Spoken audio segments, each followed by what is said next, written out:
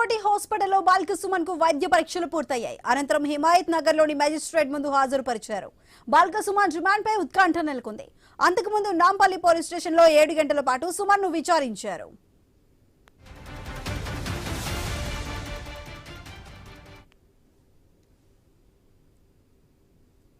కింగ్కోటి హాస్పిటల్లో బాలిక సుమన్ కు వైద్య పరీక్షలు పూర్తయ్యాయి.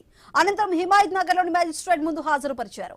బాలిక సుమన్ రిమాండ్ పై ఉత్కంఠ నెలకొంది. అంతకుముందు నాంపల్లి పోలీస్ స్టేషన్ లో 7 గంటల పాటు సుమన్ ను విచారించారు.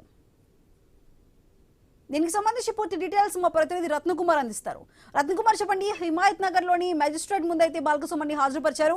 మరి రిమాండ్ కి ఎన్ని రోజుల పాటు కస్టడీ కోరే అవకాశం ఉంది? సుధా, ఇవాళ మధ్యాహ్నం బాలిక సుమన్ ను అరెస్ట్ చేసిన తర్వాత నాంపల్లి పిఎస్ కి తీసుకెళ్లి దాదాపు 7 గంటల పాటు విచారణ చేశారు. 7 గంటల పాటు విచారించిన అనంతరం ఆయన కింగ్కోటి ఆసుపత్రికి వైద్య పరీక్షల నిమిత్తం తరలించడం జరిగింది.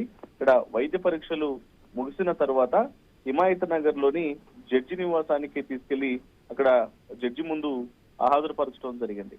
ప్రస్తుతం ఇటు బాలిక సుమన్ రిమాండ్ పైన ఉత్కంఠ అనేది నెలకొని ఉంది.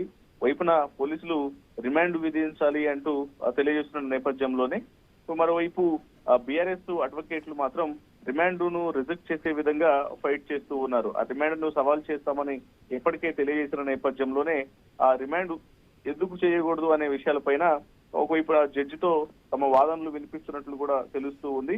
మరికొద్ది సేపట్లోనే దీనికి సంబంధించినటువంటి పూర్తి సమాచారం వచ్చేటువంటి అవకాశాలు ఉన్నాయి. మరి రిమాండ్ విధిస్తారా లేకపోతే రిమాండ్ ను రిజెక్ట్ చేస్తారా అనేది మరికొద్ది సేపట్లోనే తెలియాల్సినటువంటి పరిస్థితి ఉంది. ప్రస్తుతం జడ్జి నివాసం దగ్గర ఉత్కంఠ సిచ్యువేషన్స్ అనేవి కనిపిస్తూ ఉన్నాయి. ఇప్పటికే వైద్య పరీక్షలు కంప్లీట్ చేసుకుని జడ్జి నివాసానికి తీసుకెళ్లారు బాలిక సుమన్ ని. ఇటు జడ్జి ఒకవేళ ఈ వాదనలు విన్న తర్వాత తదుపరి పరిస్థితి ఏంటనేది కూడా తెలిసినటువంటి అవకాశాలు ఉంటాయి. సుధా. రైట్ రత్నకుమార్.